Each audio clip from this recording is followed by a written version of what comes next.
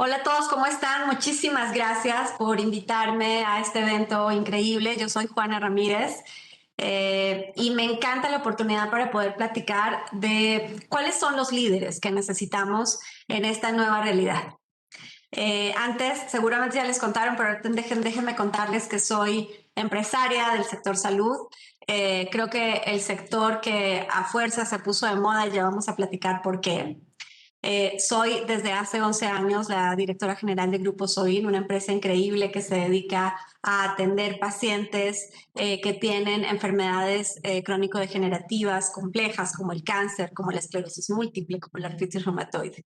También tenemos una organización dedicada al diagnóstico genético y una clínica de medicina integrativa para pacientes con enfermedades autoinmunes y oncohematológicas. Y bueno, estamos en un escenario inédito que ninguno de nosotros calculó, que acertadamente Angela Merkel citó hablándole a su país como el reto más importante que habían enfrentado después de la Segunda Guerra Mundial, y mira que tenía razón. Así que en medio de toda esta dificultad, hacernos la pregunta de cuáles son los líderes, cuáles son los empresarios que necesitamos en esta nueva realidad se vuelve absolutamente indispensable. Estamos en una pandemia, estamos la semana pasada preparando esta plática para ustedes. Llevábamos ya más de 1 millón de contagios en el país, en el mundo, 55 millones de personas contagiadas con esta enfermedad.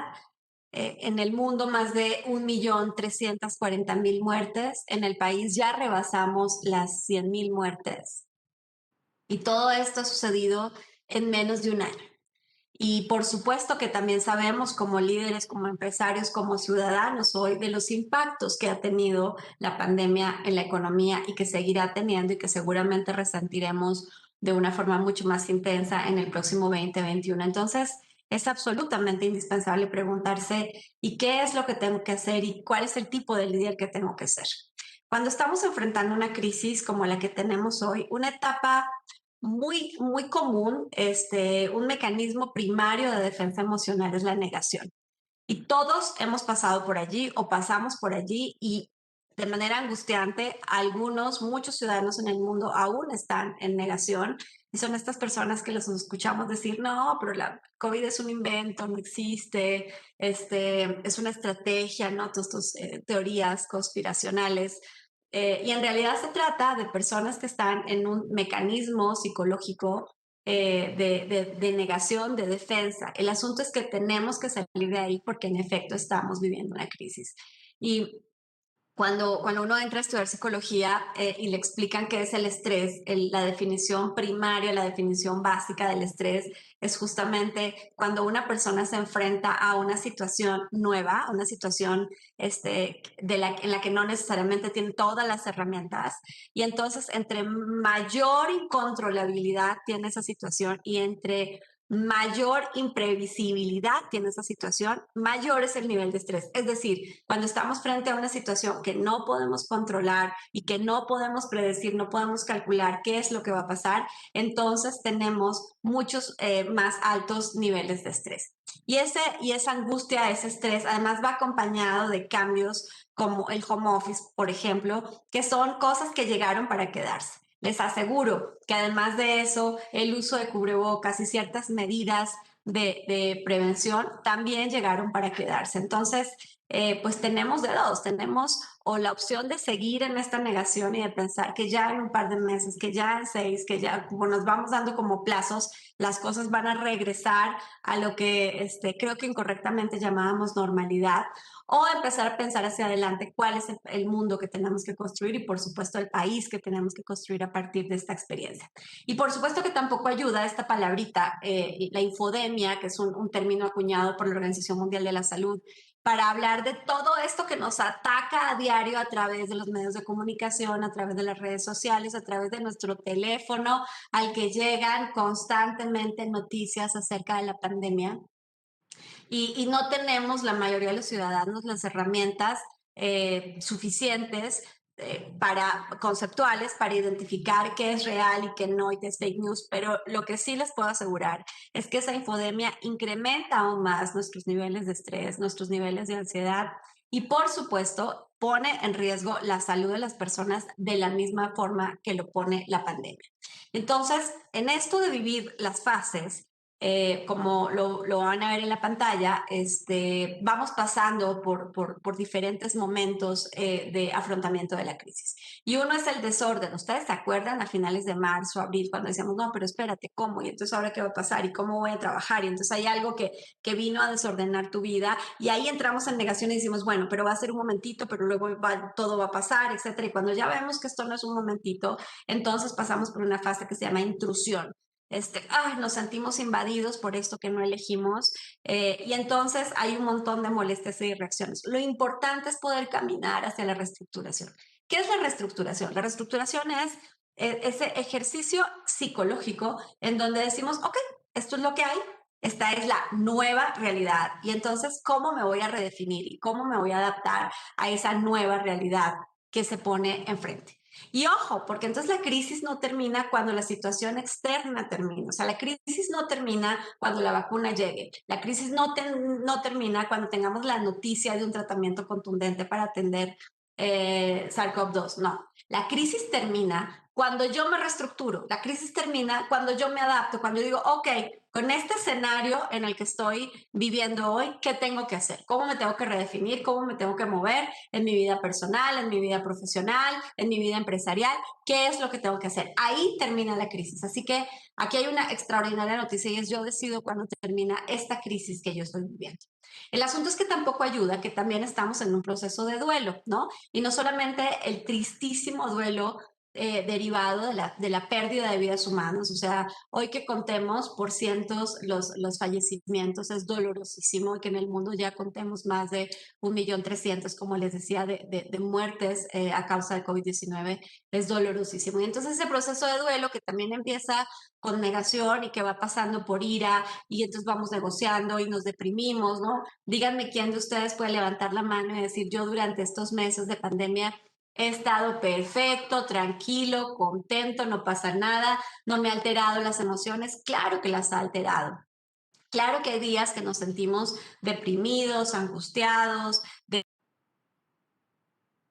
solos, desesperanzados. El asunto es que nuestra responsabilidad como líderes es levantarnos de eso y seguir adelante, porque hay muchas personas que dependen de que nosotros hagamos esa reestructuración, ese cambio. Y hay, los expertos en psicología de la Universidad de Harvard hablan de no solo pasar por la aceptación del duelo, sino llegar a una sexta etapa de la aceptación del duelo, que es el significado. Y el significado es, ¿y para qué pasó todo esto? ¿Para qué? ¿No? ¿Por qué? ¿Y para qué? ¿Qué es lo que yo voy a aprender? Porque si una situación tan compleja como esta no nos hace mejores seres humanos, mejores líderes, mejores ciudadanos, mejores amigos, mejores amigas, mejores esposos, esposas, etcétera, si no nos sirve para eso, entonces, ¿qué necesitamos que nos pase? Entonces, creo que este es un momento con un mensaje fundamental. Hay que humanizarse. Y humanizarse significa tener siempre presente el impacto emocional, económico y social en cada una de las personas y que ese impacto es diferente porque todos tenemos diferentes herramientas de afrontamiento. No solo, lamentablemente, además, diferentes niveles de acceso a salud, a educación, alimentación, etcétera, sino también diferentes formas en que asumimos y enfrentamos los retos que nos presenta la vida. Entonces es momento de humanizarse. Hablábamos, por ejemplo, entre los líderes empresariales, cómo es un momento necesario para hacer, si no lo han hecho a estas alturas de la pandemia, es muy importante hacerlo. Es un momento para hacer el inventario de cuáles son las condiciones en las que está trabajando su personal.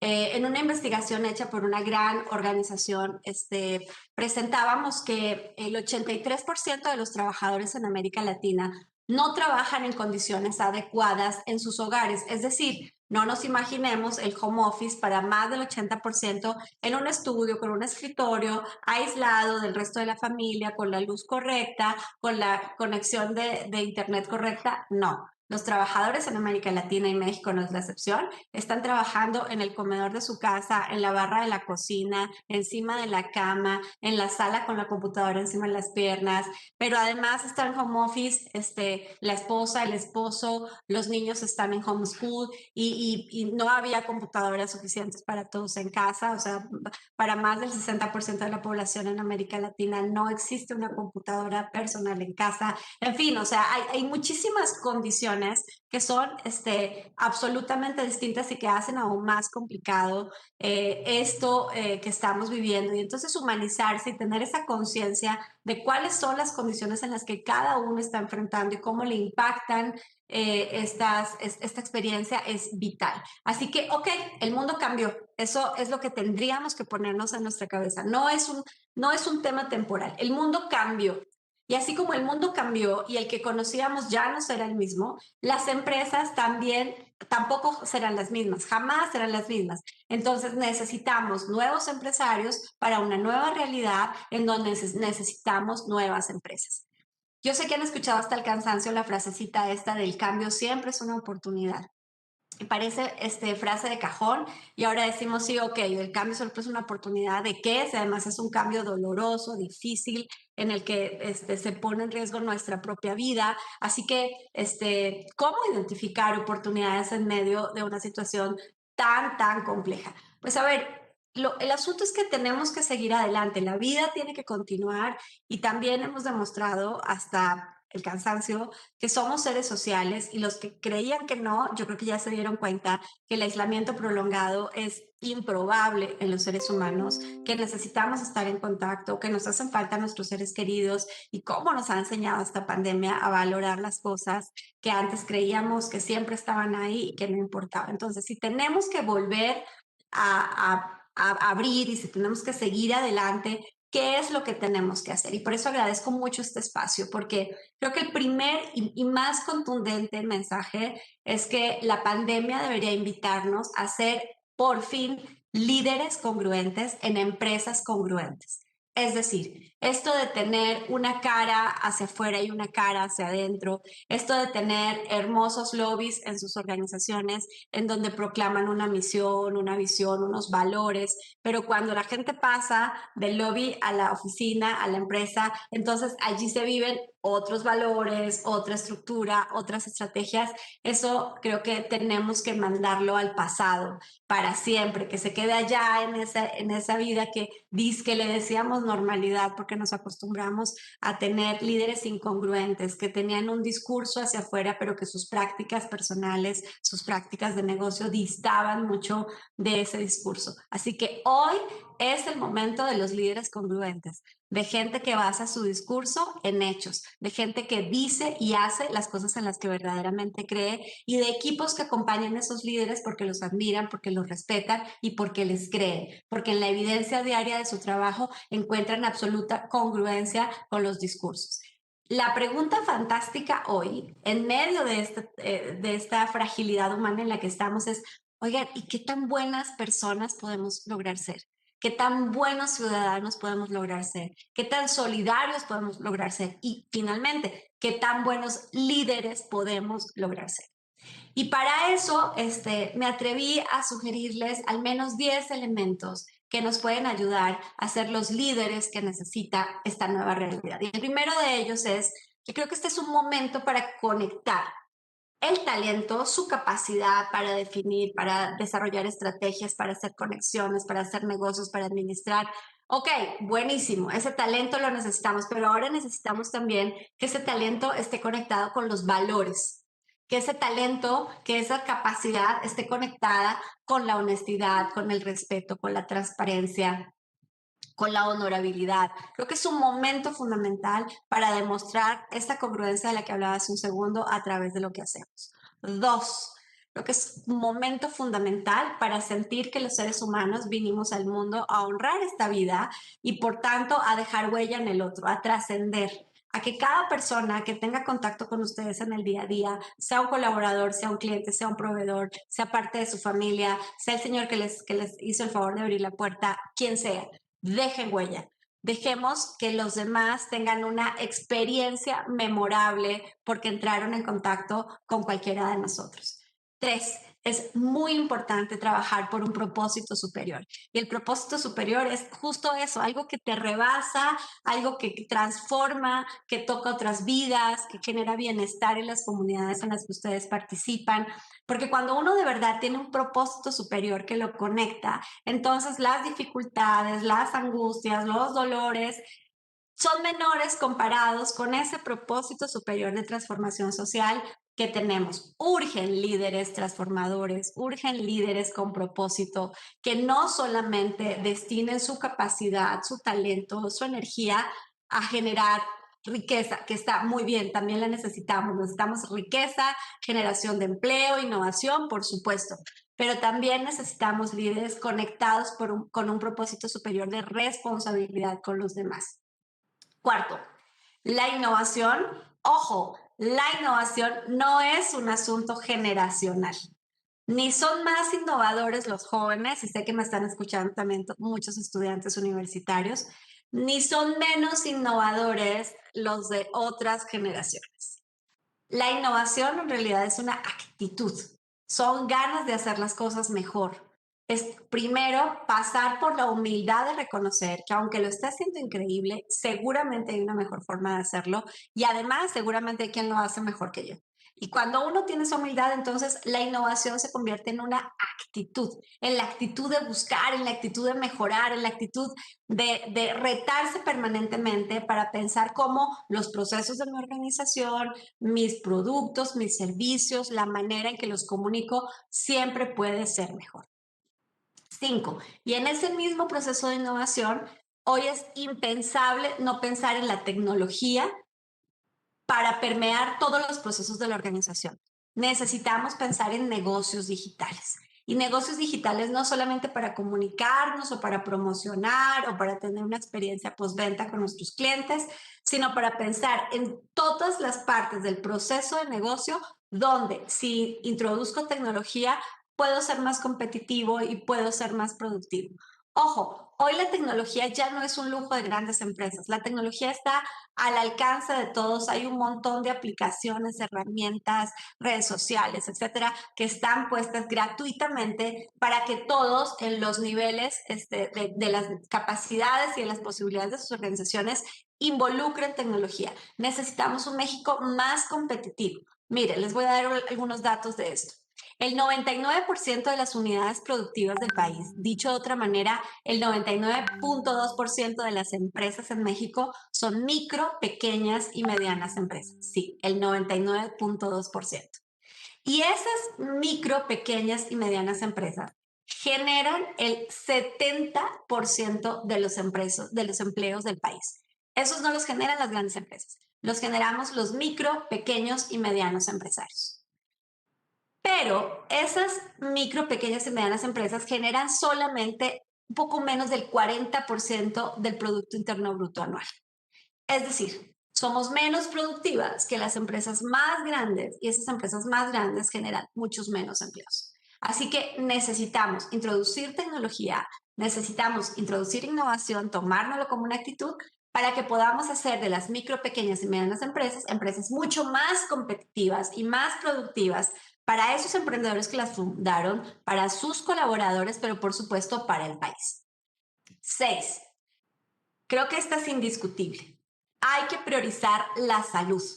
¿Y la salud de quién? La salud de todos. ¿Y saben qué? Empezando por los líderes. Así que no se trata de ser un líder heroico, se trata de ser un líder responsable. Y la responsabilidad empieza por cuidar de mi propia salud, por dar ejemplo, por tomar todas las medidas que han sido dispuestas, el uso de cubrebocas, el lavado de manos, la sana distancia, evitar las reuniones sociales, evitar los eventos innecesarios que hoy no agregan valor, que no son esenciales. ¿Cómo vamos a hacer desde ahí como líderes? Primero para cuidarnos y luego para dar este ejemplo. Y luego hay que priorizar la salud de nuestros colaboradores, por supuesto, pero también de nuestros clientes, pero también de nuestros proveedores. Entonces, en cada uno de los procesos de negocio hay que pensar cómo eso pone en riesgo la salud y si la pone en riesgo, cómo debo implementar medidas de prevención no solo del contagio de COVID, sino de un montón de cosas que antes no veíamos, ¿no? Recién se acaba de poner en función la NOM 035, que ya es una obligación de las empresas y de los empresarios cuidar, proteger los riesgos psicosociales en el trabajo de sus colaboradores. Así que no importa en qué sector estén, no solamente en el sector salud, sino en el sector textil, de retail, de lo que ustedes quieran, la salud se convirtió en un tema transversal y priorizar la salud en todos los procesos de negocio es absolutamente indispensable. 7. Yo también he oído todo este año como las sugerencias a los empresarios es tratemos de sobrevivir. Tratemos de llegar del otro lado y ya cuando todo esto pase, entonces empezaremos otra vez a crecer. Y yo ahí quiero ser arriesgada y les quiero proponer algo completamente distinto. Pensemos en resultados extraordinarios de todas maneras.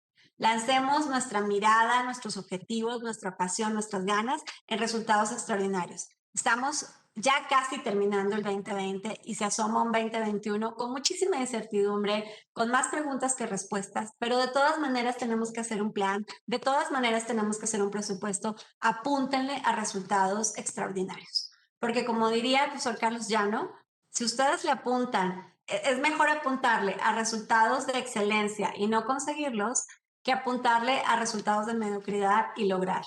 Así que apuntemos la excelencia, que de ahí abajo todo lo que logremos va a ser positivo. Pero ojo, y este es mi octavo consejo, que esos resultados extraordinarios se logren con la integridad intacta, con ética, con respeto, con honestidad, con valores. Creo que este es un momento de decir, ya basta la corrupción, ya basta pasar por encima del otro, ya basta hacer trampa, ya basta buscar estar adelante de la fila, ya basta de hacer las cosas como parece ser que muchas organizaciones las han venido haciendo hace mucho tiempo. O sea, logremos resultados extraordinarios, pero logrémoslo con nuestra integridad intacta, esa que nos permite llegar todos los días en la noche y vernos al espejo o vernos a los ojos de nuestros familiares, que son un espejo todavía más fuerte, y decir qué orgullosa, qué orgulloso estoy de mí mismo, de lo que logré hoy, con trabajo, con esfuerzo, y aunque el día haya salido malo, di lo mejor de mí, le puse todas las ganas, todo el empeño, y mañana me voy a levantar de nuevo a tratar de hacerlo mucho mejor que el día anterior. Entonces, 7 resultados extraordinarios, pero 8 con la integridad intacta. 9. Es un momento de ser líderes compasivos. Y compasión no significa sentir pesar por el otro. Compasión significa meterse en los zapatos del otro, meterse en la piel del otro, sentir su dolor, entender su dolor y tener un impulso genuino por querer mitigar ese dolor. Pero para ponerse los zapatos del otro, primero hay que quitarse los propios. Primero hay que quitarse los lentes y entender cómo está viviendo el otro esta situación. Esto que les decía al comienzo, el impacto es completamente distinto para cada uno de nosotros. Entonces, ser un líder compasivo significa tener absoluta emoción, así que como la palabra compasión, querer ayudar a los demás y querer mitigar su dolor. Y décimo, para no aburrirlos, creo que es un momento de empresas y de personas, de líderes con verdadera responsabilidad social. Pero no la responsabilidad social de los reconocimientos o la responsabilidad social que llevaba a algunos a comprar regalos de Navidad, entregarlos en un hospital a los niños y sacarse una foto, ¿no? Comprar cobijas para los viejitos. Todo eso está muy bien, pero no es responsabilidad social. Eso es un poco expiar culpas. Responsabilidad social significa elegir una causa social, una o varias, las que ustedes quieran, pero al menos una. Hay mucha gente que necesita ayuda. Elijan una causa social y generen una participación constante, permanente hacia esa causa. Entiendan la causa, vuélvanse expertos en ella, convoquen a otros. ¿Qué les interesa? Los ancianos, el hambre, la educación, los niños con cáncer, las mujeres con cáncer de mama, las mujeres cabezas de familia, los artesanos, los indígenas. Hay tantas comunidades marginadas, necesitando apoyo, defendiéndose para sobrevivir, que los líderes, yo creo que cada uno de los líderes debería podernos contar que trabaja emocionado, además de su empresa, además de sus proyectos personales, empresariales, que tiene una causa, que adoptó una causa y que participa permanentemente de ella. Así que si ustedes todavía no tienen una, salgan a buscarla. Ha sido también un año muy complejo para las organizaciones de la sociedad civil,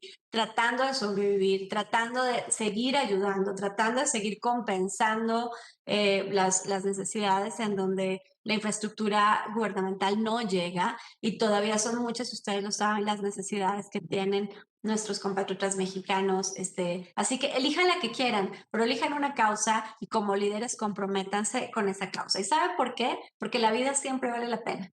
Y porque hay que apasionarse de la vida y porque hay que honrar esa vida y porque creo que como cualquier ningún otro momento en la historia, nos enseñó que es muy importante la salud. Es lo más importante de todo, porque sin salud no hay vida y sin vida no hay nada. Así que no importa cuánto tengas o no tengas en el banco, no importa qué tan reconocido o desconocido seas, lo importante absolutamente ha sido estar sanos.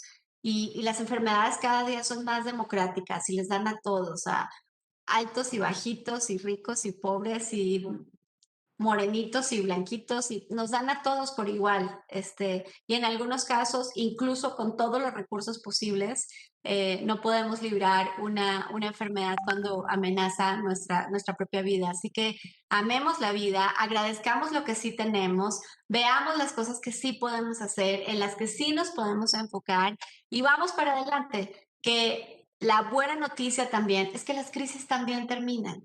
Y para quienes se tomaron el trabajo de redefinirse, rediseñarse, mejorarse a través de la crisis, solo pueden venir grandes cosas y crecimiento para ustedes y para todos los que ustedes hayan decidido tocar y trascender.